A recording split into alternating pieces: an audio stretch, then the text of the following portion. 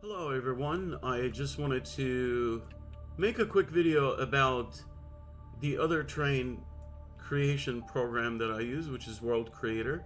And in my opinion, as artists, we have to really explore many different apps, and we shouldn't really stick to just one thing and explore variations, because each program does certain things really well. And in this case, the one thing that I really like about World Creator, and of course there's a lot of things, the one uh, portion that I really enjoy about Gaia, because it's really easy to use and you get very little triangles when you bring them in.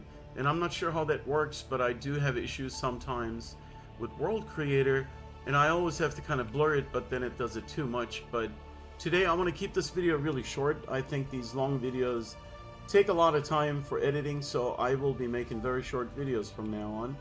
And today what I want to share is shape layers. So this is a very powerful tool. What I have here is one terrain that I basically put together, and tiling it is very easy as well. I'll probably do some other videos where I go through each and everything so you guys can see how everything works, but today I just wanted to show you guys the shape layer. So I'm going to turn it on and off so you guys can see. So what I wanted to be able to do is actually have a section that goes right in the middle, cuts through, so I can actually have a ship flying through there, right? That was my goal, but I wanted to keep a lot of information. So I am basically using the stamp tool here, and what you can do, what's really cool, is you can actually load your height maps, right? So once you load your height map, you can control the height range. If you wanted to, you can bring in a color map as well. And then you also have the function to do the color blending for that particular file that you have, and being able to flip the X and Y. And then of course, you can do add, minimum, maximum. That's all just things that they've had. Height offset and height scale. Then you can do your level steps, the height blending, or you can just fit it to terrain, because these points allow you to control where you actually want that stamp to go. And to add a stamp is really easy. Just go to your shape layer, select this, and there it is, stamp layer. So once you have a stamp layer, you can actually create those interesting shapes. So I'm just going to go back to do fit terrain, and I just want to make sure that I have my file loaded in here. There it is. So here I will zoom in. The other thing that I really enjoy, I'm sure you guys have seen this, but you can actually use your W, A, and S keys. It's kind of like in gaming, right? So I can actually fly in and already see what that's going to look like. And this is a huge advantage, okay? Especially in production. Like imagine you're building something and you're building it actually for a cinematic, and you want to be able to see how that's going to feel like, right? You would bring it into Unreal Engine, create a camera, animate it in the sequencer. But in this case, I can just fly in here really quick, and I can visualize very quickly, or even show it to a director or a visual effects supervisor, virtual production VFX supervisor, someone that wants to quickly see something so they can actually decide if that would be useful. And obviously we can do scale in here too, which I'll do. But with the stamp layers, again, I'll just load in one map here. Okay. So once I have my height map, here is where you can control the height offset. Okay.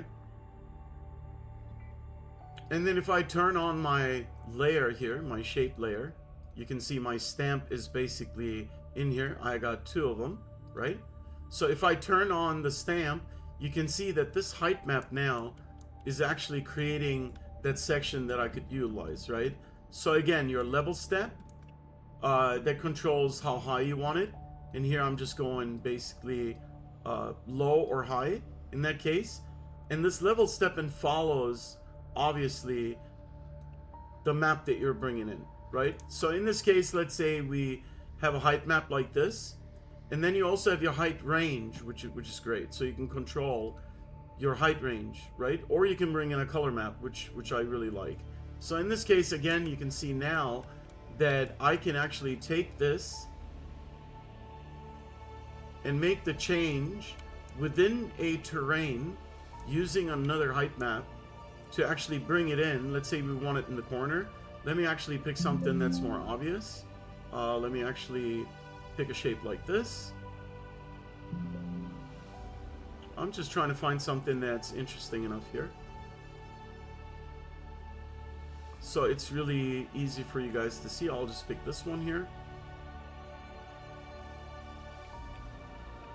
It does take a lot of time sometimes when it loads.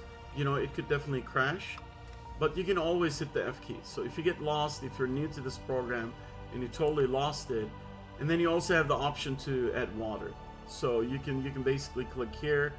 That'll also give you the water, and then you can change the height map, or you can even zoom in and kind of visualize that, which is really cool. But I'll turn that off. You also have your clouds. You know, you can basically have that as an option. And this being all in real time is very amazing. And then you have an option for quick renders, which is really cool. This almost kind of looks like Blender, right? So in here, again, there's my height map. And now I can actually control this height map. I can rotate it, and let's just bring in a noise. And it's loading right now. So the cool thing is, again, like imagine if you have your map, and I'm just waiting it to catch up, hit F. So if I actually wanted to have, you know, a terrain, a map, maybe like a open world map, and I wanted to be able to kind of fly through here, and then maybe that's the sequence. I mean, you can even record this, edit it, and then there's your sequence, right? You don't even have to go into any other program. So you can literally just do it here and show it to a director and say, what do you think of this? So again, if I was to actually come closer to the area that I'm in now, as you can see, I have full control over this, where it's going to be, how it's going to be, or you can go back to fit terrain again, and that's going to fit to the size of this terrain.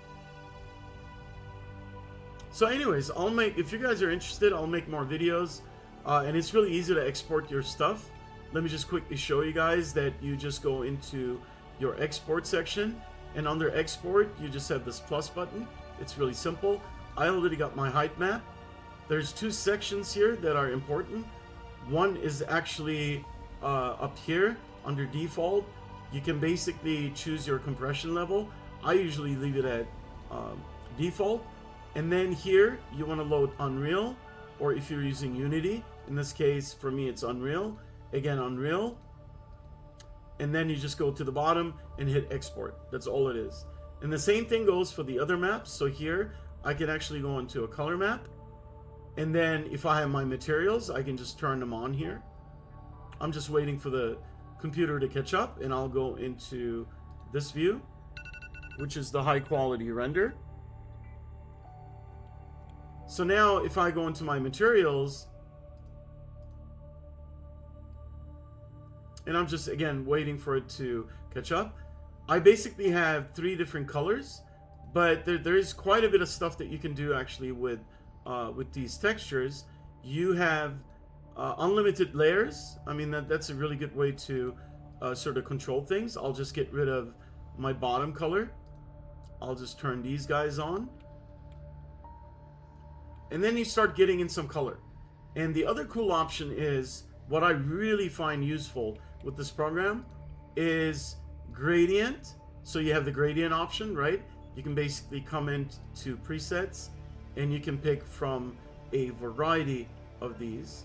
But the other coolest part is the fact that I can bring in all my textures. So now I can bring my albedo, normal, rough, ambient, and displacement. And then the last one is substance. So if I have a substance material, right, I can basically just load that in here and then control my triplanar projection and my height blending, which is really, really cool. Again, I'll keep this tutorial really short. My goal was to kind of show you guys that, you know, I've been using this program for over maybe 3 or longer years, and I've definitely utilized it, and I've also used this program on a TV show, and I was hired actually as Division 369 Studios as my studio to kind of provide a lot of 3D concepts and also terrains. So they have end up using a terrain that a crater that I've created within this program that was on the moonshot that they've end up using. But again, it's a really nice program, and I use the combination of Gaia and World Creator. And again, there's a lot of talented people out there, and there's many developers that are creating a lot of cool things. So the best thing is, my advice, if you're a new, young, up-and-coming artist, don't just stick to one thing. Don't ignore, and say, hey, I love this, and I don't want to use this other program. There's so many cool things that you can learn, advance yourself, and that's where the industry is going. Things are constantly changing and shifting, as well as the industry. So it's a really good thing to be able to be a generalist and just really have a solid understanding of all these programs, because it's not very complicated. It's really easy to use, and there's a lot of stuff that you guys can do.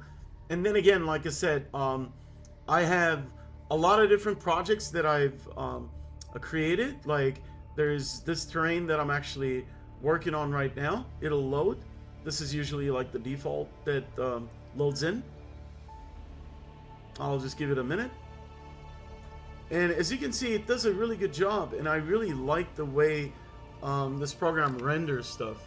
And again, imagine you just build it and you're showing it, and here you can actually take some screenshots, right? And there's your folder where everything goes in. And let's say you're basically showing this to a director, and they're like, we're gonna fly here. You can start actually having discussions, right?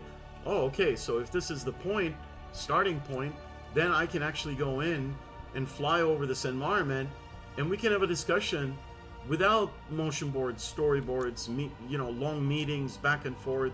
And I think that's what I personally have always experienced. The quicker, I'm not saying necessarily work fast, but the quicker solutions that you kind of end up finding in your workflow or pipeline, that always leads actually to a better outcome for you, because you're quickly having everything that's being presented, and then it just makes your job easy because they see what it's going to look like, right? There is no like, okay, let me render this, let me work on it for 2 days. I mean, it's just really, production is getting faster, computers are getting a lot faster, computer chips, the technology is advancing, so that means that within less than 2 years, these programs will, even ray tracing, I think, will be just like no more noises. It's going to be all in real time. And that's the reason I highly recommend, again, especially younger artists and the young generation kind of coming in, look into this program. It's really cool, very easy to use, and use it with a combination of Gaia. I really think, Gaia is amazing. I probably use Gaia a lot more than this program, but there's certain things that I really enjoy. And again, very user-friendly UI that they have, and very easy exporting. So I hope you guys like this video, and let me know in the comments below if you want me to make more videos related to World Creator 2, maybe show you guys how to import these into Unreal Engine.